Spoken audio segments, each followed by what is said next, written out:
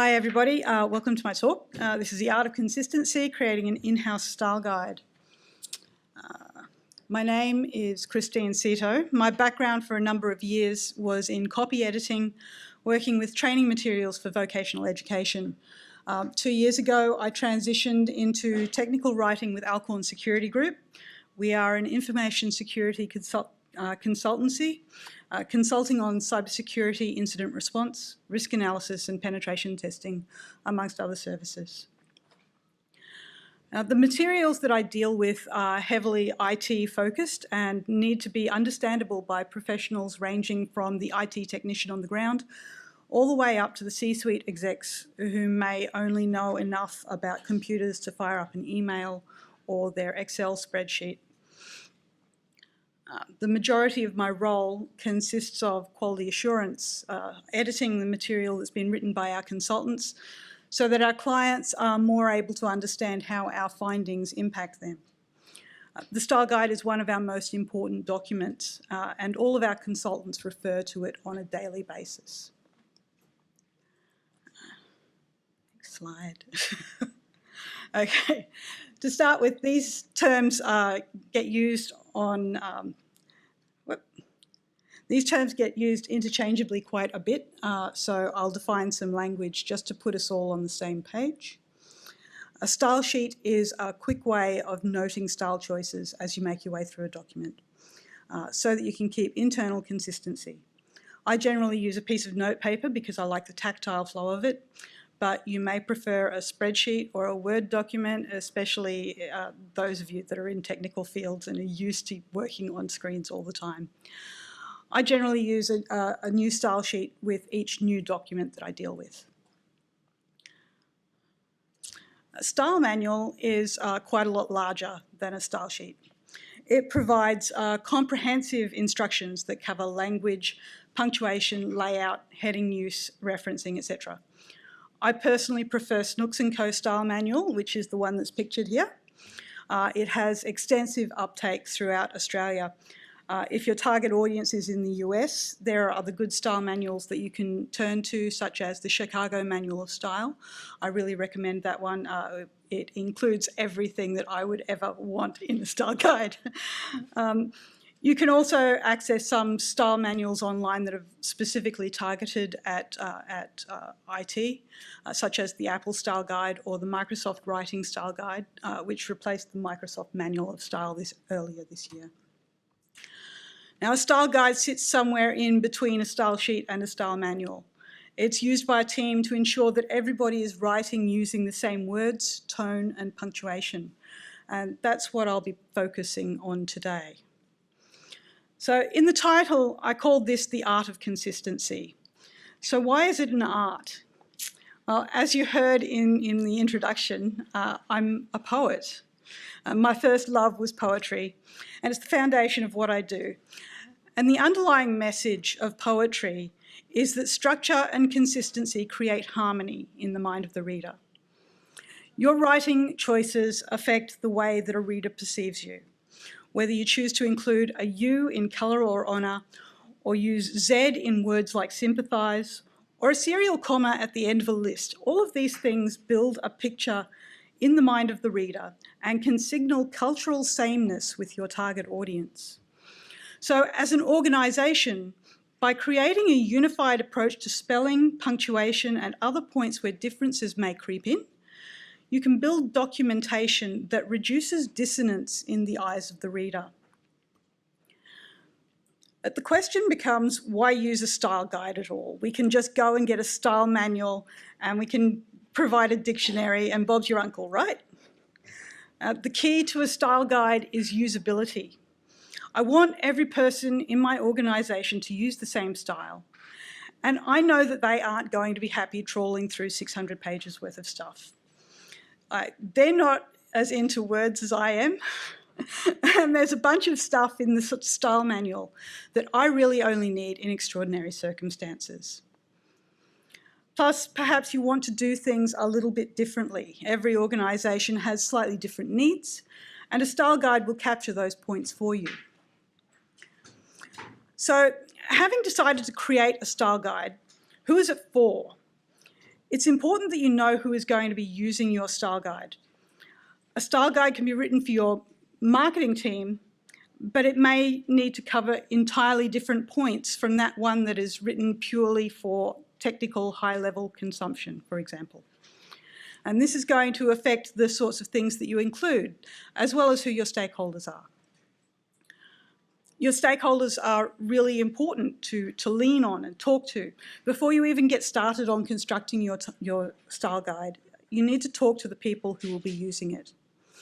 Find out what they need to know, what questions writers are coming up against, and what the common discrepancies are that are being found by your quality review or editorial staff.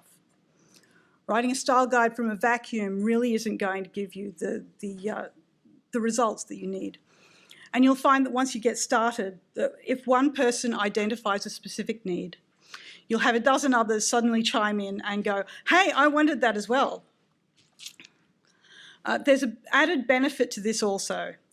The more involvement people have in the style guide at this stage, the more uptake you'll have of it later. Because when people feel that they've contributed to something, they are more likely to feel ownership in the project overall. I've found that the people that I involve at the earliest stages of writing a style guide become almost like signal repeaters. So it's no longer just me going, hey, go and look at this document.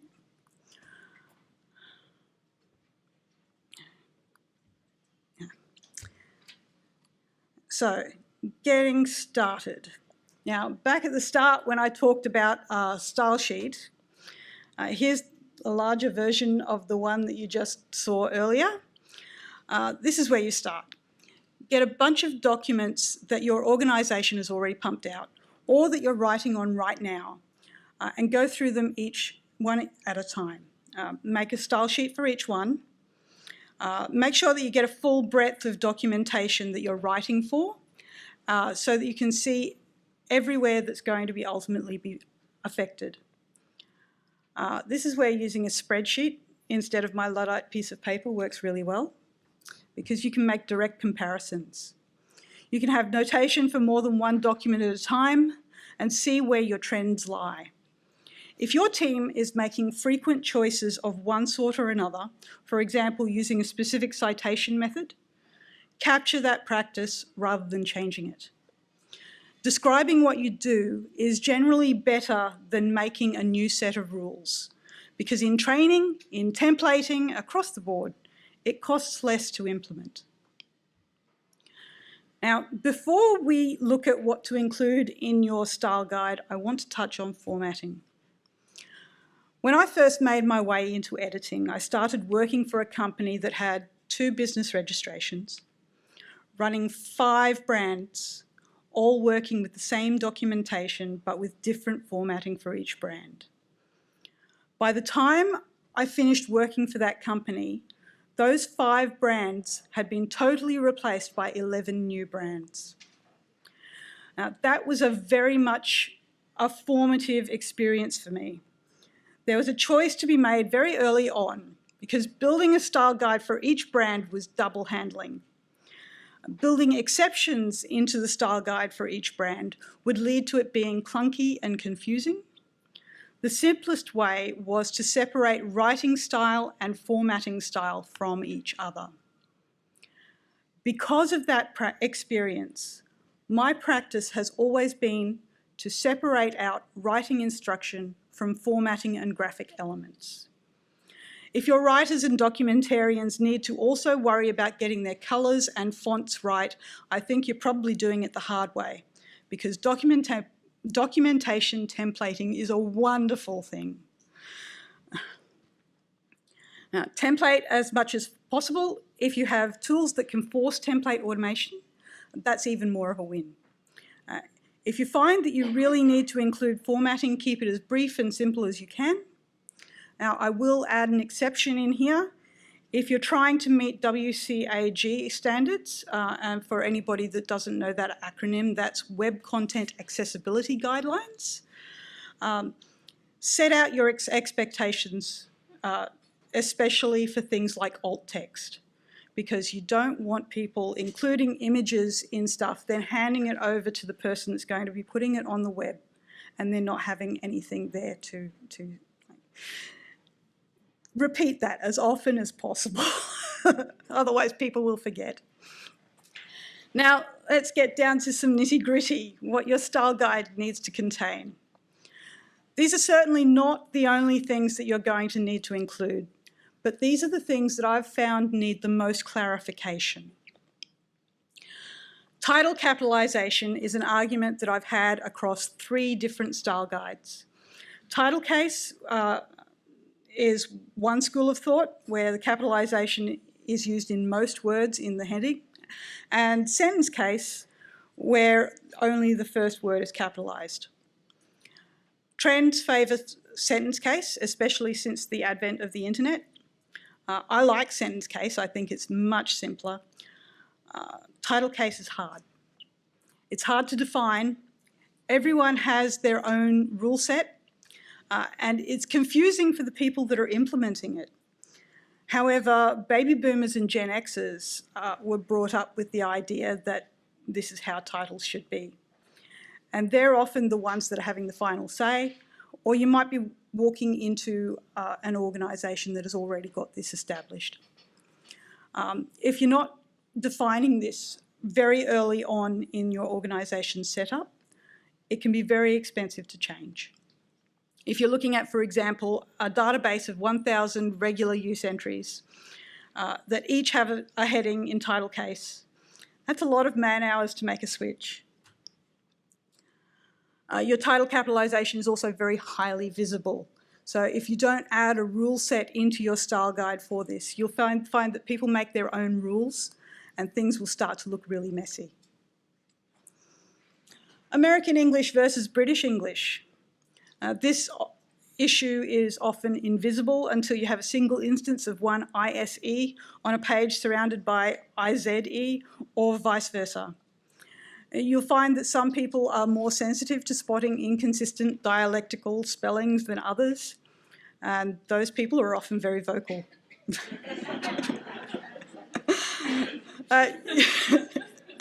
You may also require very granular rules around the usage of American English and British English, especially if you're working with documentation that includes code, as a lot of programming field names use American spelling. I learnt this the hard way the first time I edited an IT text when I used find replace all and had authors yelling at me for about a month. It's helpful to add a preferred dictionary into your style manual and tell people to default to the first instance of spelling in the dictionary for edge cases.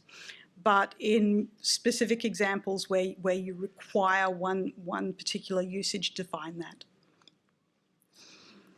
Serial commas. These are also called Oxford commas. So many people don't use these, and they should. There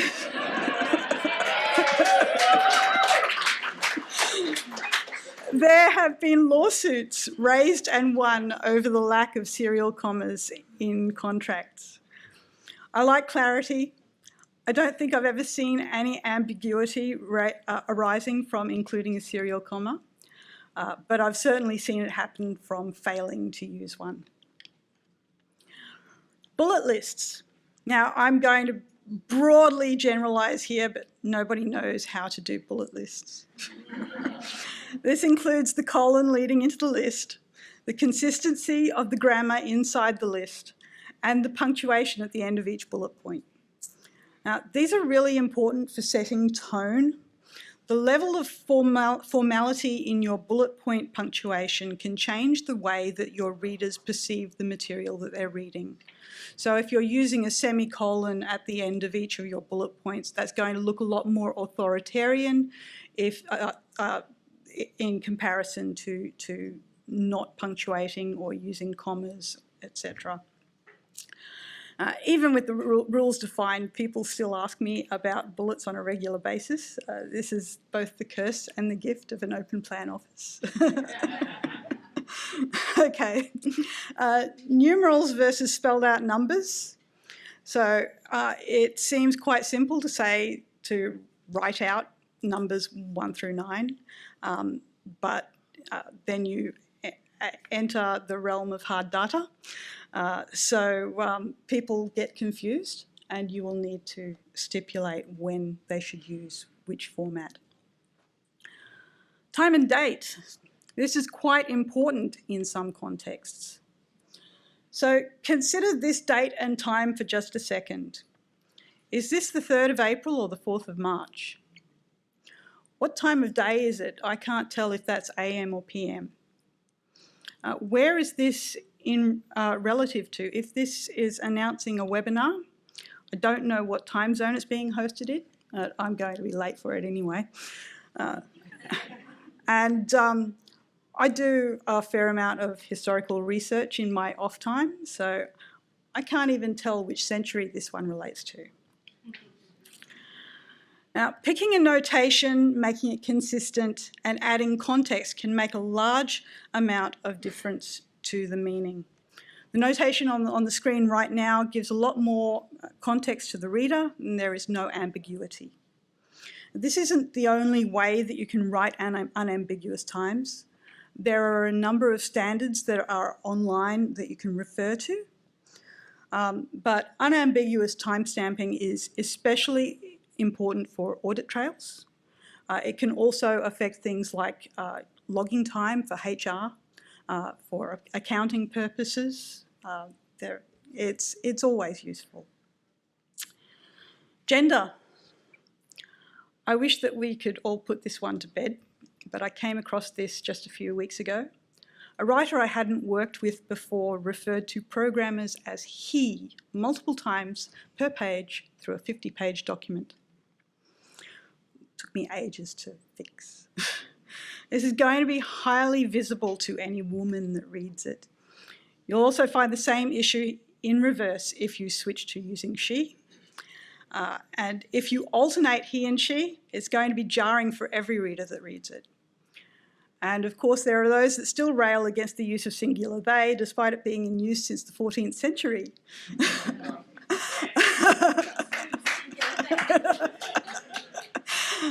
So work out how you are going to approach this particular one. It will be different for each organisation. Non-breaking characters. The reader doesn't see non-breaking characters, so they shouldn't matter, right? They're just there to make the text flow nicer on the page. That is, until somebody comes to an ugly URL that's breaking in a weird place, and that somebody goes and fixes it with replacing a dash with a non-breaking hyphen. And the key here is that the non-breaking hyphen has a different Unicode from the dash. So the moment that somebody goes to copy-paste that URL, they will find that that link does not work. This may not be apparent to a lot of people, so rules need to be defined. And if you decide to rule against these characters in some situations, it will really help with the adoption if you actually stipulate why in the style guide. Spacing after a full stop. This is one of those issues that is broadly generational. If you learnt to type on a typewriter rather than a computer, you probably learnt double spacing after a sentence. Now, some people think that double spacing after a sentence makes the text look gappy. They frown on the practice because of that. It really makes no practical difference, but it becomes an issue if you have multiple authors working on the same document, where inconsistent spacing will become noticeable and possibly distracting. Passive voice versus active voice. I blame Microsoft for this one. Before the introduction of Clippy in Word, nobody thought passive voice was an issue. I work for a consultancy, and we consult on how IT departments have implemented their security. Passive voice is vital for this, because while saying the IT system had no security controls is functionally the same as saying we found that security controls were not present on the system, The people on the receiving end may feel that the active voice is too aggressive. Passive voice is frequent in auditing and scientific writing, where text may need to be more objective. Moreover, if your team writes a lot in one voice and then suddenly switches to using the other voice, it's very jarring for the reader. Okay. Bye-bye, Clippy. Do you deal with odd spelling? Now, these two look like typos, but they aren't. A referrer header is a computing field name that identifies the address of a website when you click a link. It was a typo in 1996. Now it's an actual word due to the internet. Request OR rather than ER is used frequently in programming. Words like these need clarification on when to use them as well as how to spell them. Camel casing. This is the practice of creating words or acronyms with a combination of capital and lowercase letters. It's named camel casing because the pattern makes the humps in the word. The most familiar of these is probably iPhone, but camel casing is used frequently in IT tech contexts. Frequent misspellings. I've put a question mark after this one because I was torn about including this. You should be specifying your preferred dictionary and style manual in your style guide, but there are some areas where you will find that people don't refer to them, even when they are freely available, because spell check will tell them that they've got the correct spelling. Where I note that multiple people have the same consistent issues with spelling a word correctly, I add it in because they're going to be looking at the style guide. The most frequent of these is affect versus effect. I have a number of people on my team that make that grave error.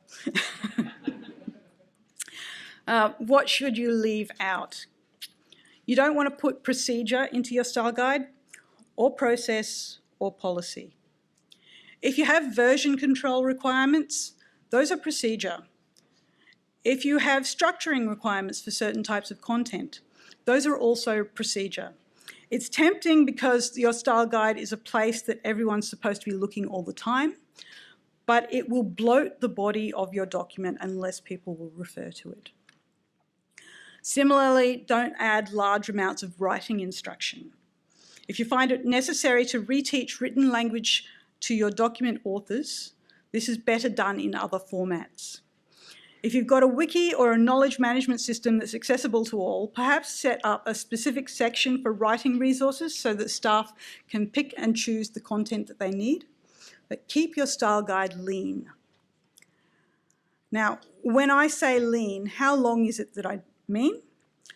I did a little bit of research before this presentation, and there are lots of thoughts on how long to make your style guide. Some say no more than 4 pages, some say no more than 10. I don't actually understand pages because I've got something that just scrolls and scrolls and scrolls. And I have a general belief that a style guide should be as long as it needs to be and as short as possible. Because too long and nobody will read it, and if they do read it, they won't remember it. Now, before we finish up, there's one more point to cover, which is getting buy-in. Because your document is not useful if nobody knows it exists. If you consulted with people at the start of your process, which you should have, they know that it's coming. So when you finish your style guide, or at least get its first incarnation to a readable point, tell people. Make sure it's in a place that people can access it freely, treat it like a policy, and send out an organisation-wide email. Provide training in its use. This is an effective way of getting it into lots of people's heads all at the same time. Whether you do that face-to-face or if you do that in an organisation-wide webinar or whatever, just make certain that people are hearing it as well as seeing it. Work it into other internal writing related content. Link to it as much as possible to get that consistent message across. So anytime you are telling people how to do things, say, also check the style guide. Add it into your document quality assurance procedures. So when your stuff goes through presentation quality assurance, it should also be looked at for editing. Make certain that it's consistent. And because new employees need to know about this wonderful thing, and osmosis is slow, make it a part of your first week onboarding process, especially if documentation is a large part of the role.